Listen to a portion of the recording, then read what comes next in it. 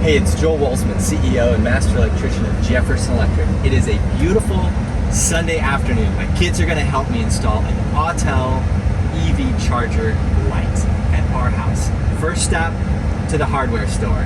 I'm going to give you pricing, I'm going to give you pro tips, and I'm going to take you start to finish with all the tools and materials you need to knock this out. Let's take a look inside.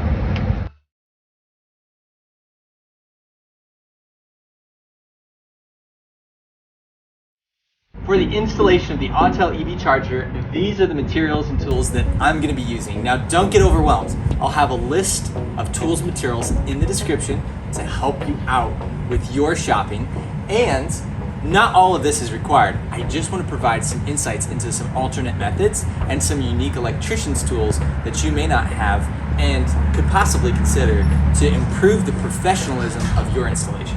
I've got PVC Schedule 80 for above grade work and PVC Schedule 40 for below grade work. I've got these cutters here made by Southwire, which are a great way to cut PVC in a controlled fashion. I've got, Amos wants to play with those. Does that look like the most fascinating tool? Yeah, I don't blame you. I've got this Greenlee heater. You're gonna like how this thing works. I'm gonna show it to you. This is not a homeowner's tool, unless you do this kind of work often, but it is almost a necessity for electricians. PVC fittings, these are 90s male adapters, so it's gonna come like this. Go buy the male adapter, lock nut and bushing separately, but our warehouse team packs it up like this so it's ready to go. Couplings, straps, you could also use minis, which are a good way to go, depending on how you want to secure your conduit. I've got 3 partial tubes of caulk. I'm confident one of those is gonna have enough left in it that I can seal my penetrations into the brick to prevent freeze-thaw cycle from blowing out. Our electrical shop uses totes like this. They're durable, stackable. They get stocked with a pre-made list that I'll share with you right here. Our warehouse team checks these every time they come back, and they're fully ready to go. There's my DeWalt 20-volt cordless XR drill. Got some spare batteries, my impact driver with a 5/16 Racketeer's nut setter. Nope, Weehaw. Sorry, Weehaw. That is a step bit. And I'm gonna show you exactly what that does. That's super handy for this. This is my SDS Plus drill. That is gonna make penetrations into my brick incredibly easy. And here's the bits and the fasteners that go with it. Sorry if I'm making you seasick. That's the SDS Plus shank right there. That's what that looks like. And that chucks right into the drill with a carbide tip. There it is. And then those are my 1/4" tap cons. So 3/16 bit is what's required to go to that SDS Plus for the 1/4" tap cons. And that, my friends, is a solid anchor. Fish tape, ear protection, duck seal, cock gun, Brady label maker. Now actually, I don't think I'm gonna need that because Maxicharger AC Lite comes with its own labels, which is really handy and looks professional. If I wasn't gonna cut my PVC with a PVC cutter, I could use a Sawzall with a fine tooth blade, like a 24 TPI, or a bandsaw. That bandsaw is kind of interesting and definitely not a homeowner tool, but it is a fantastic way of cutting anything that will fit in the jaw right there. I've got some electrician's tools and components on hand, but I don't think I'll need any of that. Here's my electrician's tool belt, accessory pouch, wire pulling lubricant, THHN, black, red, white, green. I actually don't need a neutral for this installation, but I'm pulling it as a matter of course and best practice. Torque screwdriver, no locks, I'll show you what that's for.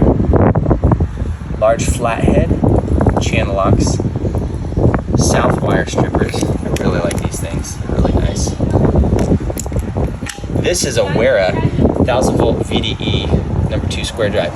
It's the screwdriver that I'm gonna use to make my terminations in the electrical panel, and it's electrically insulated to help keep you safe. Sharpie, utility knife for wire stripping. This baby, stick around to see what that does. This is just groovy. I think every electrician needs one of these on their truck. If you're doing a DIY, probably don't. All right, 2-foot level.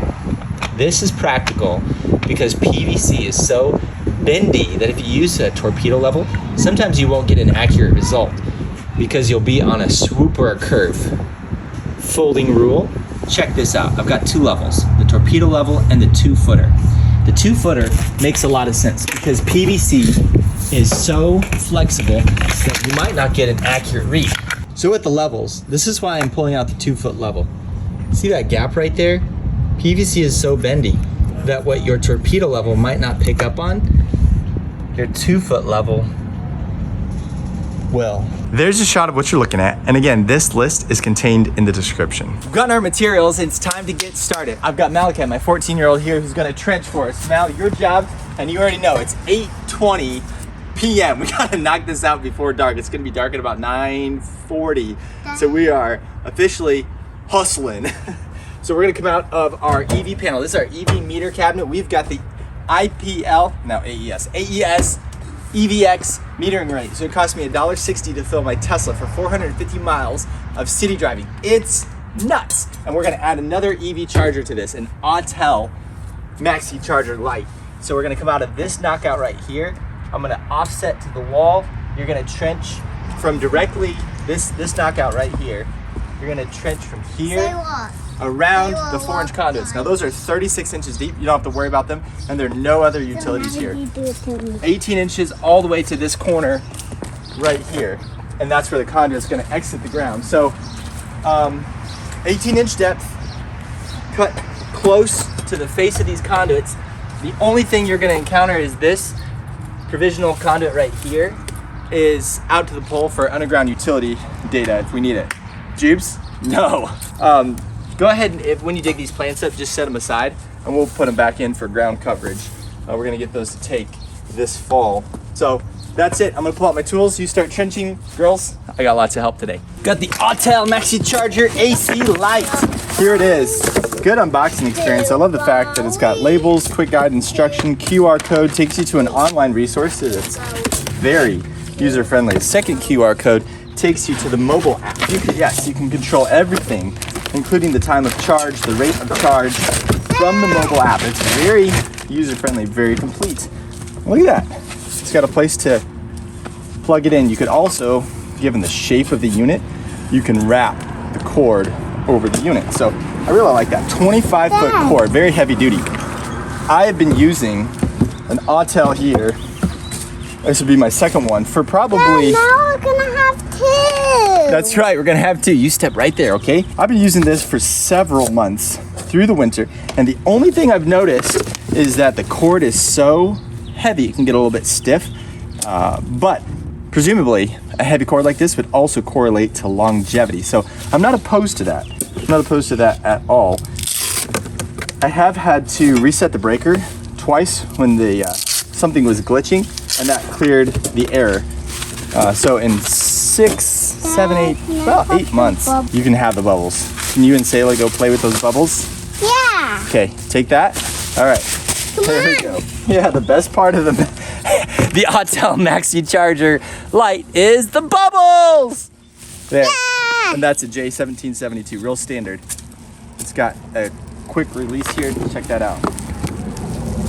Looks like real nice profile. This is also great for public areas or multifamily. It's got an RFID card and will indicate the state of the unit. So you know if it's powered on, charging, Bluetooth connected, all that jazz. Really, really nice unit.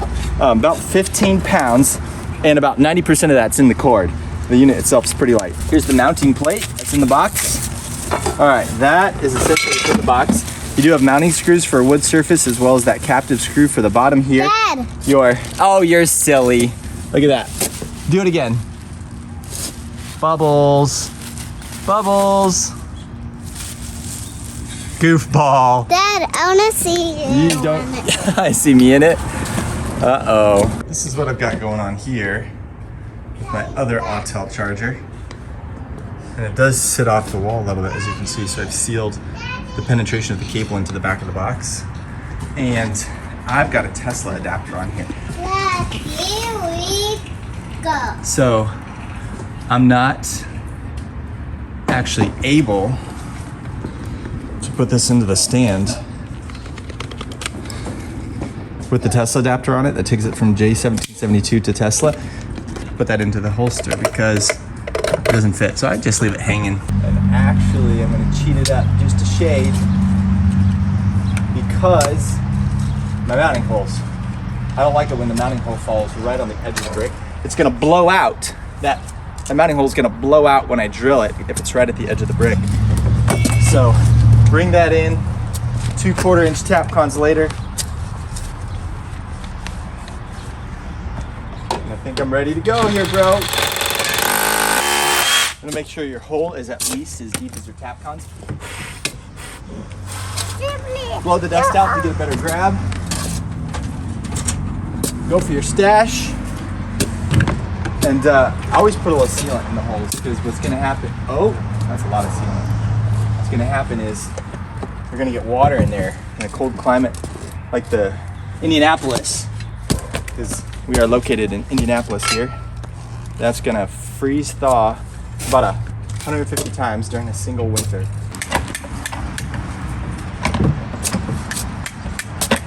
It's captive, it's really nice. This is where I'm going to use my anti-oxidation compound. I'm just going to put some little dab, doesn't take much, on those metal threads, and that's going to keep them from seizing up, corroding on me, and being unmovable. There's a screw in the side here. Let's see if that's what's required to open this baby up. I'm excited. Thank you, Autel, for sponsoring this video and providing my family with a second EV charger. I've got 400 amp meter dedicated to electric vehicle charging. If you want to know more about that, I'll have at least one video linked in the description. It was a 22.5-hour job, no breaks, no pauses, to get this service equipment cut over. It was insane. I removed this cover with the electrical hazard warning on it, which was my indication that the compartment was in there. And there's my wiring compartment. You can see my terminal screws, L1, L2, and ground. Real straightforward, torqued to 17.7 inch-pounds. I've got a 1-inch knockout in the bottom here. I've removed the gland fitting that was provided, and I'm gonna come in that lower left with 1-inch PVC. So this is real nice, straightforward. This is a rain-tight outdoor installation, which means don't let your sprinkler wet it down. It's not spray tight, it's rain tight. And that is a common distinction in the electrical industry. For instance, this standard equipment is all rain tight. That's named with 3 R's, what the code calls it. And you can tell, look at that hood there. See that? Not good for sprinklers, great for rain. Guys, when it comes to bending conduit, I can get it done, but I'm nothing fantastic. What I do know in this case is I need a 7.5-inch offset so that my PVC pipe can clear the wall. So offset from point of entry out here, and then I need a 10-inch offset to clear from face of wall where the pipe will rest to over the back side of this curb. It's time to use my green leaf bender and my trusty Milwaukee Foley rule and get it done. Time is of the essence. I'm going to use schedule 80 PVC because it's above grade, exposed to physical damage. 40 is the thinner wall, 80 is the heavier wall, and 80 is required by code, in my interpretation, in this circumstance. There is some debate about that, and codes do change in their adoption, amendments, interpretation, and cycle, and enforcement. Those terms each mean something distinct, and by area, you will encounter dramatically different results at times. Especially you Chicago people, you're the weirdest out there. I think you're the weirdest. Does anybody know of a place more weird on code, more distinct from the rest of the country than Chicagoland? Yeah, I don't. The other tool I'm gonna use here is my Southwire cutters. Love them. 1, 2, 3. There's the trio. Get to work. All right, I've got my green leaf plugged in and heating up. Yep, it's getting there. I'm going to set this in here. You gotta be cautious about what this is touching. You don't want it to malperform for you. So just wrap that baby up. That's what I'm thinking. I'm gonna start my offset at 30 inches. So that's just about right. And what you're gonna experience is that's gonna heat up Hey Jubilee, could you bring me... Hey Jubes, could you bring me a drink, please? Just a drink of water? Why? Because I actually need it for this pipe. See, what that water will do is it'll cool down the pipe more quickly so that I can move on to the next step. I'm just feeling for when that pipe becomes malleable. So I'm gonna start my bend at 30 inches. I'm gonna put about a 45 in the pipe. If you try to bend it too aggressively, then you will get a kink. And conduit, as the code states, shall be bent so as not to reduce its interior diameter. Essentially, if you kink it, that 1 inch conduit is going to be down to 3/4, half, something like that, and you won't have the full capacity of the intended conduit. So this heat blank is calibrated to PVC. It's intended for that purpose. And it will get a little bit too hot to touch. With gloves, it's relatively manageable as long as you're moving quickly. Oh, that's perfect. Thank you, It was on the Juice. counter. Oh, good. Just a water bottle. All right, put one knee on it. I'm gonna hold that in place. It's more like a 25, 30. I'm gonna wet that joint right there. And I think it's gonna hold form now. Now the second part, I'm actually gonna completely remove the blanket once it's ready. Tighten the blanket up, it's going too slow. I'm gonna completely remove the blanket. I'm gonna roll this conduit onto the concrete and use my folding rule to make sure I get a good offset. Let's try that. So I've got this heated. It's not giving me as broad a heat pattern as I would have thought or liked. So that's 7.5. Now I need to make sure I don't get a dog leg in it. So get that conduit true up. 7.5. Lay it against a vertical, like a true line. I'm gonna actually take it to that curb over there. And because I'm the installer and the camera guy, I apologize, I won't be able to show you as much. Here we go. Okay. All right, you can use any old crack in the sidewalk for that purpose. All right, join me as I process this here. I definitely want I'm gonna go further. Yeah. Because I'm gonna put the bend in here to kick it that way. So I think that's about what I want. I'm not gonna be too short. It could be too long. Now this Schedule 80 is a dog. I mean, you're really gonna be bearing down, which is why a bandsaw is not a bad idea. But let's see if I can get through 1 inch Schedule 80. Okay, I'm not gonna snap the blade. That's a bandsaw job. Bandsaw! You want to ream every kind of conduit after you cut it so there are no burrs or sharp edges. Got our parts here. 2 1-hole straps. A terminal adapter, a male adapter with lock nut and bushing. Get all this on here. Okay, so I did need more room to get my terminal adapter in there properly. So I took all the screws out from the perimeter. Pull the Autel cover off. Looks like there is pretty standard little clip in here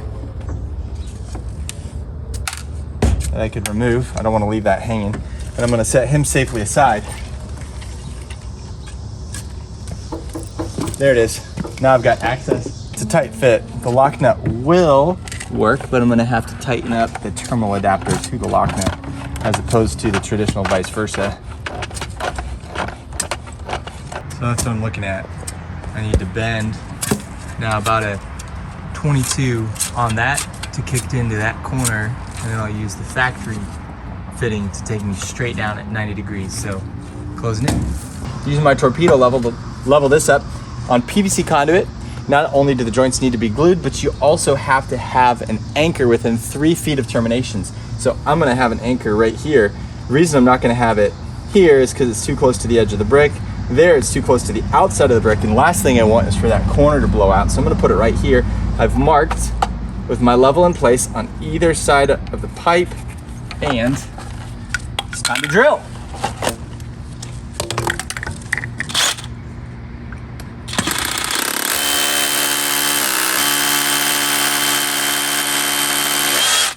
Some people prefer to drill the mortar joints, and I'm okay with that. I don't think the hold is nearly as good, but it's not as permanently damaging like it is to the brick. So I respect that perspective. Just have a conviction and go with it.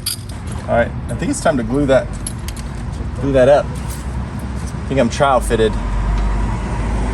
You want your dauber to be appropriately sized for your PVC pipe. Generally, I think half to a third the diameter. The dauber is half to a third the diameter of your pipe. Is a decent rule of thumb. Here's my 200 amp panel that's dedicated for electric vehicle charging.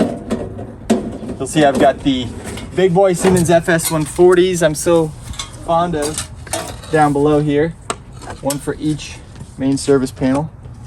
And here, this is it, it's live, it's fully energized. This is called the trailer panel. It's got the main breaker on top, and it's got feed through lugs on the bottom so that you can send all 200 amps in and out, plus have breaker spots in the panel.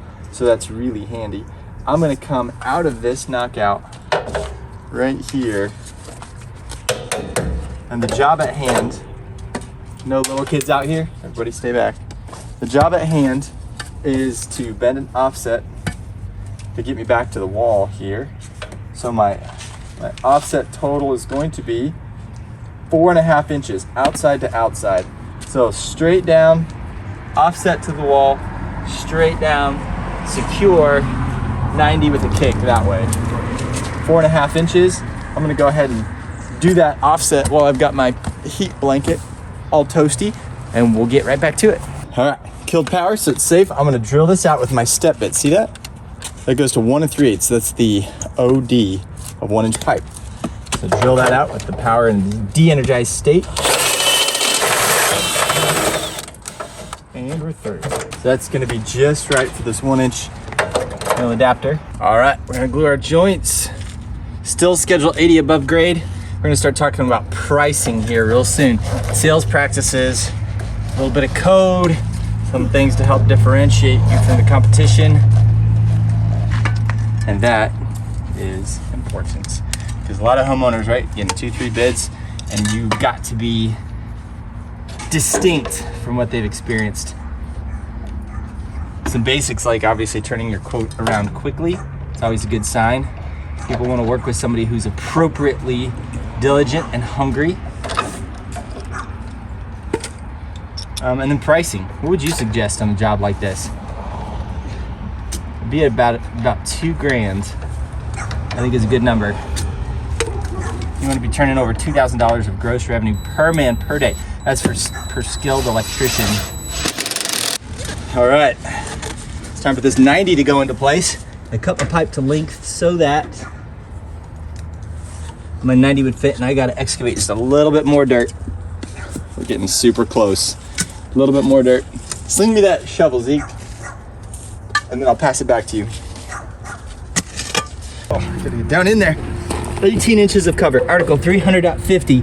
When you can talk a little bit of code in a humble way with your customer, I think that plays really well.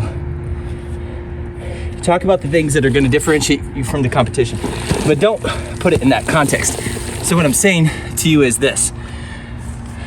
Say your price in person to the customer with confidence. Look them in the eye and give them the number, because that is gonna demonstrate conviction and honesty, which is exactly the place you have to live if you're gonna sell with excellence. So say, I'm gonna tell you the price, but first let me tell you a few distinctives that need to be followed on this job in order to meet code. Code is all about fire and safety. We're gonna use Schedule 80 conduit above grade. We're gonna go 18 inches deep. Technically it's 18 inches of cover, but I think that might get lost on the customer. So 18-inch depth. We're gonna have 811 mark public utilities before we dig. Do you have any kind of dog fencing, private utilities, maybe, for example, a sprinkler system that I should be mindful of before we dig here? People are gonna love it when you ask that level of, that line of questioning, because it shows care and caution that's going to be reflected on the entirety of the project. And that's what they want. Let me ask you this. Would they rather a guy show up for $1,000, smelling like a smokestack, 25 minutes late, unbranded truck, poorly dressed, poorly communicated for $1,000, or they'd rather you show up as a consummate professional, well communicated, on time, articulating the code in a way that makes them feel informed and not demeaned for $2,000, knowing that their primary investment, most people's primary investment, their house, is in good hands. Yeah, I'd go with the $2,000 option, because you know that $1,000 option, when you try to sell the house, the home inspector's gonna be like, oh, issue number 1, issue number 2, issue number 3, and you're gonna have that $2,000 contractor out, the licensed one, to fix all that stuff. So let's finish this job. All right, took a little bit of improvisation, ran out of couplings, so that's never fun. Used a male to female combo. It's parts consuming is what it is, and more time consuming. But 360 degrees of bends between pull points. I'm going to slip it on there. I'll show you that in a minute. And here, oh, it's a little bit tight. Just how you want it. Good, snug fit. That's in. Check the other side before anything hardens up. Got him. There it is. Okay. All right, it's time to turn this panel back off since we don't need the power here. Send the fish tape through all of our many bends and whirligigs here. As soon as this is through and confirmed, it'll be popping out the other side. Then, Malika, you can start backfilling. And that's why we turn off power, because this thing will bounce around in here. If you have more than 360 degrees of bend, this fish tape will be impassable. You won't get it through.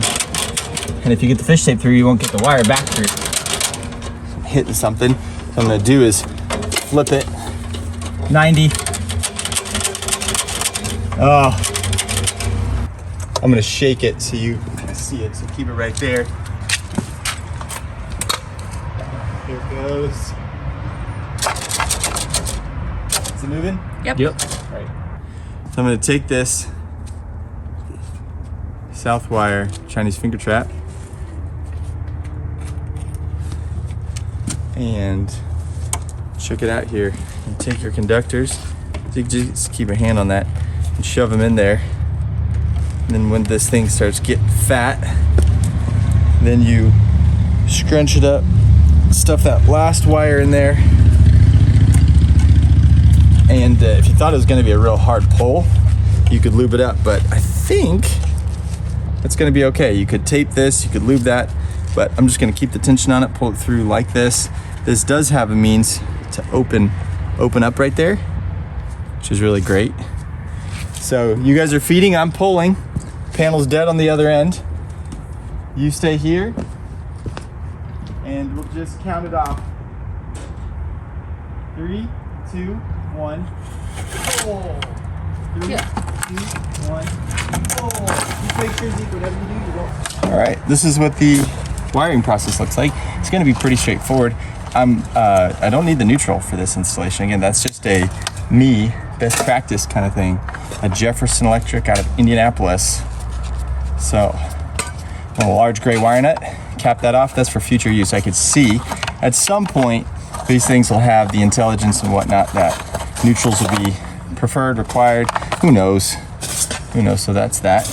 And then my ground is going to come in here. I've got enough space, and this is a small enough ground. I'm going to give myself a little future TLC, and there it goes. That's a number 10. This is on a 60 amp breaker, 6 gauge THHN on a 60 amp breaker, 17.7 inch-pounds of torque. My torque screwdriver is not quite that granular, so I'm just between 15 and 20, and that kind of feels like a sloppy bit, so I'm gonna swap that out before. There it is, one click, we're home.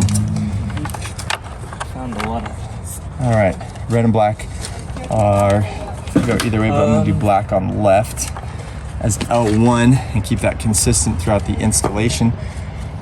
I'm gonna have some extra wire in the panel.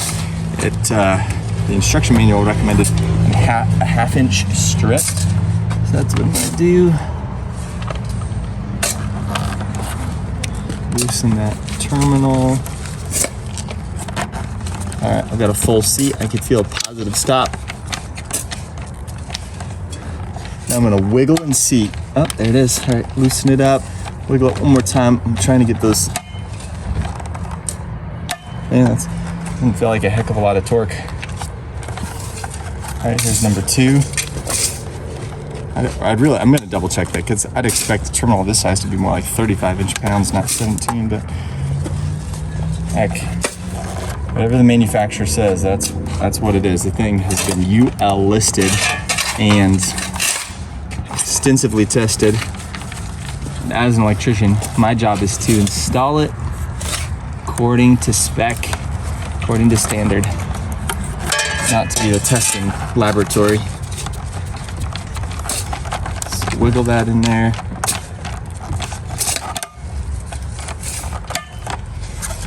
There it is. All right, let's check the spec. There's the rotary dial. I'm gonna be on setting 5, and that's gonna give me 48 amps of charge. This is a continuous load, which by code means operates for 3 hours or more, which means that it's gotta have 125% capacity of the actual load. So if that is 60 amp breaker, I can go up to 48 amp capacity, which is setting 5. This is what panel termination looks like. The ground is gonna land here. And again, my panel is de-energized other than these terminals and the main conductors coming in. You might take some offense at this panel. Probably needs to have another look because 2 times I've been in here, it's been dark. One time it was about 3:30 in the morning, and one time it's 10 o'clock on a Sunday night. What am I doing to myself here? It's just these home projects. You gotta catch the odd hours. Okay, let's check the torque spec on that. You catch the odd hours. This is number 2 square drive. The number 1 and number 2 Robertson, or square drive, is very common in the electrical industry. And if you're gonna do electrical work, you're gonna want them. Receptacles and switches are almost all number 1 Robertson. Panels are almost universally number 2 Robertson, and they are handy. All right, now for your breaker, you're gonna take it and rock it in there. It's just a press fit called a plug-on breaker. This is L1, L2. So we've got L1, L1, and then every other. So L1, L1, L2, L2. So my red is gonna land on the bottom. I do this, so I've got a little extra. It's not an art contest. It's about serviceability. I like things to be neat and tidy, but sometimes too neat, too tidy can be in conflict with profitable and efficient. I definitely want it to be look good and be safe. No question about that. Just make sure you're running a profitable enterprise. There it is. 45 inch-pounds for this terminal. It says it on the breaker right there on the face. 6 to 4 gauge conductors, 45 inch-pounds, and that's a good. Some wiggling as a seat. That's a good torque. It's about all most people can do to get to 40 or 50 inch-pounds. You know what? I need a new bit. That one's rounded a little bit, and it's not going to get there. So I'm going to get a different number 2 square before I strip that out. All right, this is a much newer, tighter bit. There it is. Click. Tighten up. It caught in there. There we go. Make sure they're fully seated. Wiggle, seat, wiggle, seat. Down to the home stretch here. Boom, that's it. Return your torque implements typically to the lowest setting. Read the instruction manual because you'll throw off the calibration if you don't. So there's that. So 20 inch-pounds for my ground up here. There it goes. It's there, slightly over on that. 35 inch-pounds.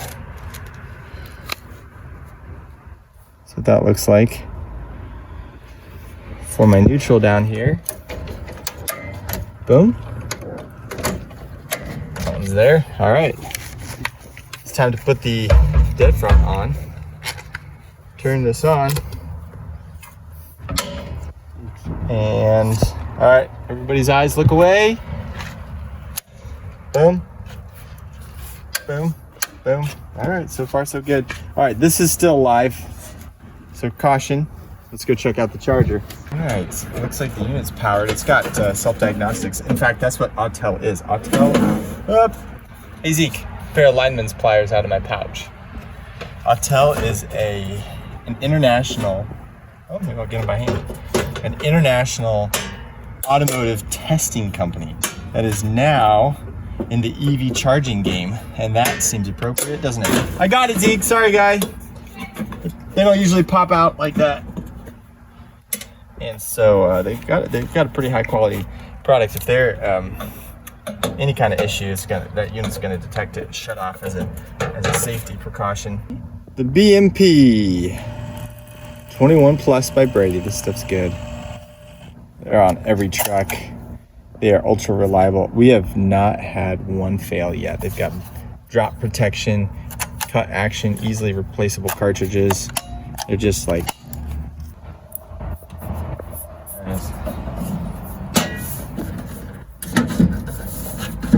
I think Autel has done a really nice job. This is a good clean look. It's got the RFID card. It's got the facial indicators on the front. Clip, easy in, easy out, nice positive action, corresponding label to what's on the breaker, heavy duty cord, 25-foot length. That's gonna reach to my wife's Tesla once it shows up. I haven't placed the order yet, but excited about that at some point. So let's actually plug it into the car. I have not done any setup on this yet. It does indicate power, but we'll see if it'll charge. So one of my regrets in life about building my business is that I didn't build it to a system. I built it outside of a system, and now it's very hard with 50 team members to get it to correlate to a clean system. Mark8, if you're early in electrical contracting, it's not too late. Mark8 might be the app for you. Here it is. You've got your dashboard, route planner, inquiries, expenses, estimates. You can see everything that's involved here. It's so inclusive. It's amazing. There's so many options Mark8 has to offer, and you can set up your whole business in this app. So if it's not too late for you, I'm making a formal and official recommendation. This is sponsored by Mark8. However, I believe in what they have to offer. So I've got my J1772 Autel charger. I've got my Tesla adapter here. Clicks on there, my charge port is open. Boom, that's a good sign. Turn to blue, it's connected. Flashing, charging. There's the unit indicating power. Here's our conduit. And there are the beautiful nighttime glowing Siemens FS 140 SPDs. The installation is complete. I will be charging another EV for $1.60 for 450 miles of city travel. Boom, Autel, you've done it again. This installation is complete. Subscribe to Electric Pro Academy for real skills to make real money. And if I forgot to tell you one thing, it's about our Electric Pro Academy Business Mastermind. Check the description. There are 3 cohorts of electrical contractors just like you and me who are looking to elevate their business with the right talent, products, processes, and to take more to the bottom line and more home to your family. Check the description, fill out the application. I'll give you a call. Boom, boom, boom. See you next time.